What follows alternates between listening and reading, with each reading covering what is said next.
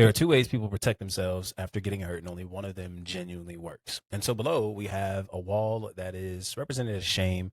Maybe it's guilt, pain, something that was created after an emotional pain. Okay. And so the wall is where there's no entry point. Okay. There's no way getting in, there's no way getting out. And what this also projects is because no one can get in, no one can get out, and it keeps everyone away. Okay. Represents distance and, anything else that you can think of that really connects. All right. And what's crazy is with this wall, it feels safe because nothing can get in. But because nothing can get in, this is actually where we start to conflate it as a sense of protection, when in reality, it's isolation. Because this doesn't really allow us to make connections with others in any kind of helpful way, right? This kind of makes us lonely, tired, fatigued, all right? And it's isolation that is dressed up as protection with the language that we use. And the exhausting part about a wall is that it takes exactly the same amount of energy to keep out the wrong person as it does to keep out the right one. Because a wall doesn't necessarily discern, it just blocks, right? So it's kind of where we also see a lot of the block button used. We're trying to get people out of the way, just forget them, walk away, or push them away before they can ever get close. Okay. And obviously, this looks like we're testing the spirit, vetting them out, but no, there's actually a big wall that you have in front of you. But a door is really different. Okay. A door, even though on this drawing it has the same, a similar shape. All right. The door is a lot different. Okay. Because what the door gives us is really a frame. Okay. And even though it still has real structure, it not just openness and shape, right, compared to a wall, but we also see that it has a hinge. Okay. This is my little hinge here. All right. And it also has a knob. All right. Where we can actually have a lock.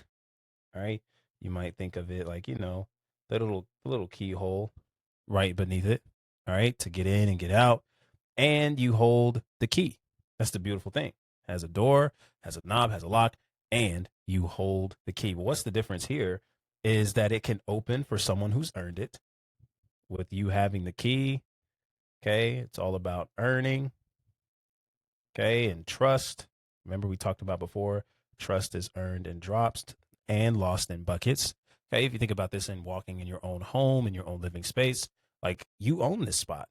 Okay. So you get to determine who comes in and who comes out. All right. It can close fully the moment something is wrong. Okay. And the difference isn't necessarily how protected you are, it's actually making or who is making the decision in real time. All right. You versus a wall that made one blanket decision a long time ago and just simply never adjusted. Right. Because again, we're coming back to the door. It's earning trust. All right. This does give us a sense of control, but not necessarily trying to control every outcome, but just knowing that we have the power to make the decision. Okay. So we can even say control in decisions. Okay. Control in responses. Okay. And this is allowing us to recognize one, because we have the key, we get to choose who else either gets to have the key or if we're the only ones to have it. And then two, okay, who do we truly want to open up to? And doing so little at a time. Okay. So boundaries, when we're having those conversations on boundaries, boundaries get a bad reputation because most of the time it's actually here with this wall. Okay. This is literally a lot of us that claim we have boundaries. Okay. And we're going to stick to them. And anybody who crosses these boundaries doesn't deserve our time and attention. But what this allows us to realize is that what we're calling boundaries, okay, is actually a form of pain that's disguised in mental health language. Okay. It's reactive, it's rigid, it's all or nothing, and usually constructed, as we mentioned before, in the middle of pain. Okay. And aim to keep everyone out because of one person, or maybe there's a string of people that have caused you some pain, some guilt, some shame. Okay. And it's just easier to keep at an arm's distance. All right. And so, as the wall, okay, that really speaks to being reactive, Okay. All or nothing. Okay. Emotions lead, which means we're making emotionally led decisions. Okay. Here, when it comes to the door, is very different because this is actually something that's proactive instead of reactive. Okay. This is actually something that's reflective instead of constantly depending on the external scenarios and situations. Okay. You get to decide in advance who has entry and who doesn't. Okay. With this same door, all right, you get to decide what earns it to close, what earns it to open. All right. And you keep the ability to reassess because if you know anything about a healthy boundary that allows relationships to be sustainable, okay, not something that we feel we need to have in order to be okay, but just allows the entity of relationships to be stable, okay, a good boundary isn't necessarily punishment. It's not something that I'm going to do to give consequence to somebody for something they did or didn't even know they did wrong. Okay. It's actually information because this is what access really requires. This is what access to me, to you, really requires in order for this to be steady. So, again, in this particular situation, this isn't even in the direction of needing these boundaries to be okay, right? Like, oh, if they cross my boundary, if they say this, if they do that, then I can't be okay and I need this person to, I have to control them. I have to control their every move. I have to control how they talk. I have to control how they respond in order for me to be full. Well, if that's the case, then we won't ever really get to the place of having the healthiest relationships.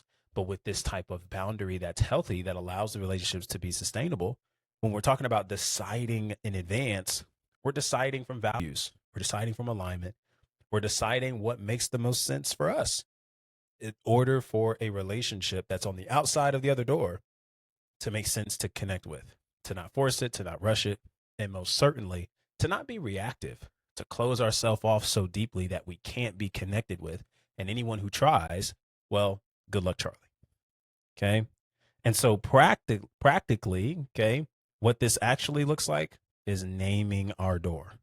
Okay. So even though we've decided the differentiations between the wall and the door, okay, and this one really showing that you have control over who comes in and comes out. This is trusting your ability to be able to see through the peephole, right? Who is that at the door? Okay. Who's allowed to come in? Setting the values and foundations of the home that you live in. Okay. With the home being your relationships and your life. All right. This looks like naming your door in advance before you're activated. Okay. Before you start going off the hinges, before you're ready to cut someone out, cut them off, before you're ready to crash out. Okay. And have an elite crash out, we have to be able to name this door. So, what actually earns someone further in? Right. This is something that we get to define. Okay. Well, what earns them in? Okay. How about consistency?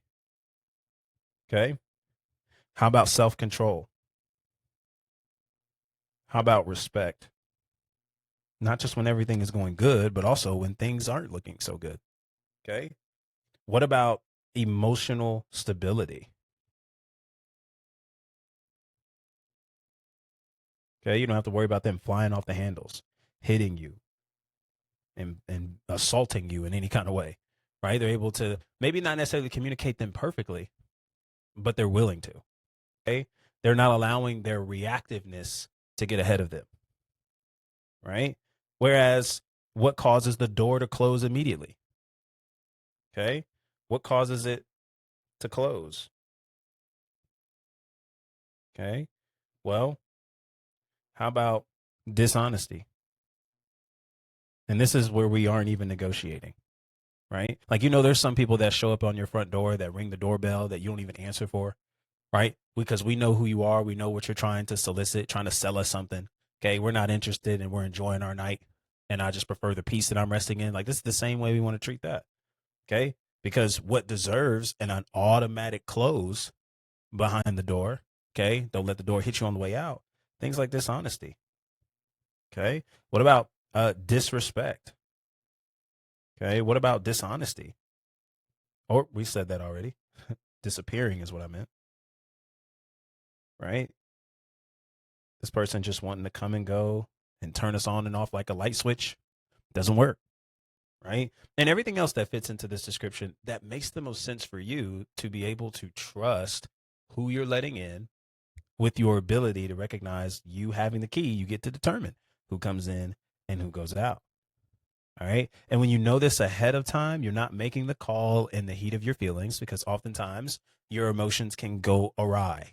But we're making this decision ahead of time so that whenever it shows up, we're prepared, we're ready, okay, we're regulated, and we're able to make a decision that allows, watch this, our thoughts,